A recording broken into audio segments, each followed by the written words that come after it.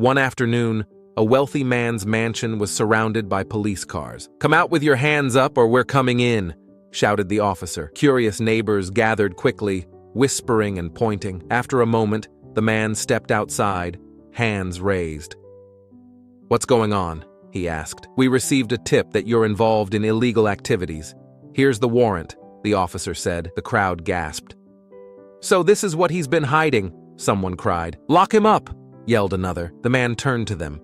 "I paid for your children's education, covered your medical bills, and supported this community. And now you believe this? It doesn't matter.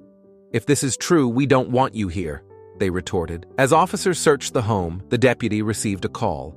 He quickly ordered his team to retreat. "Sir, we're sorry.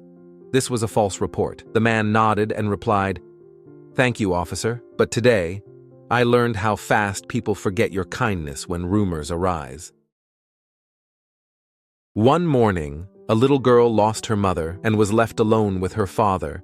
Despite his struggles, he cared for her lovingly, braiding her hair, dressing her for school, and walking her there every day. He sacrificed everything, even becoming poor, to support her education until she went to college. Years later, she graduated and married a wealthy man. On her wedding day, her father wasn't invited but showed up with a small gift and flowers. Seeing him dressed poorly, the girl told the security, "Throw him out.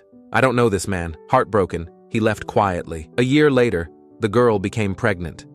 Overjoyed, she told her husband, but when the baby was revealed to be a girl, he became furious and threw her out, blaming her for not bearing a son. Homeless, pregnant, and jobless, she wandered until she decided to visit her last hope, her father. When he saw her approaching, he rushed out, hugged her tightly, and said, "Welcome home." A father's love truly knows no bounds.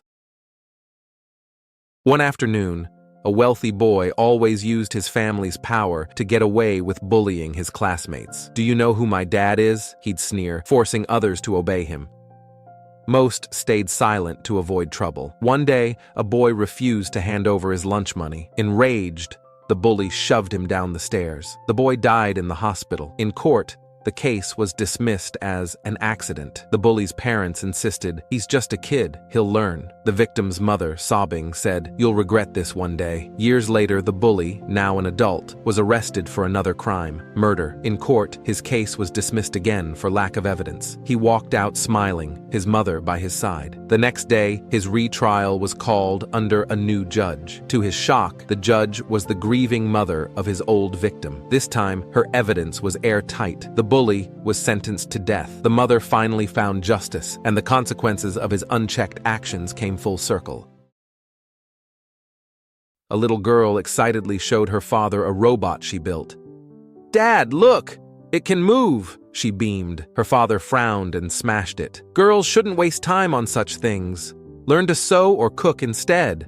Heartbroken but determined, the girl kept learning in secret. One day, she accidentally caused a blackout while experimenting. Furious, her father sent her to live with her grandmother. "You're a disgrace," he said. Her grandmother, however, encouraged her passion and gave her the tools to grow. Years later, the father sat with friends when the news caught their attention. Youngest female engineer wins International Robotics Award.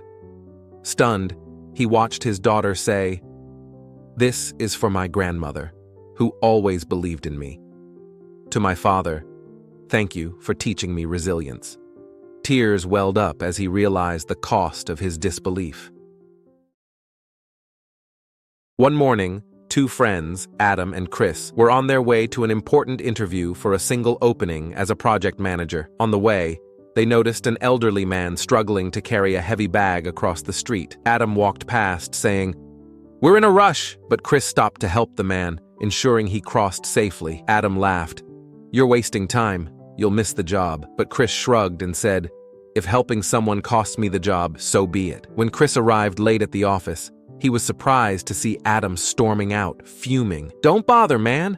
They rejected us both." Adam lied. Confused, Chris was about to leave when a secretary called his name. "The CEO wants to meet you." Nervously, he stepped into the office and froze. The elderly man he had helped earlier sat behind the CEO's desk, smiling. Congratulations, Chris. We need leaders with compassion and integrity. From that day, Chris learned that kindness and character always win, while Adam was left regretting his selfishness.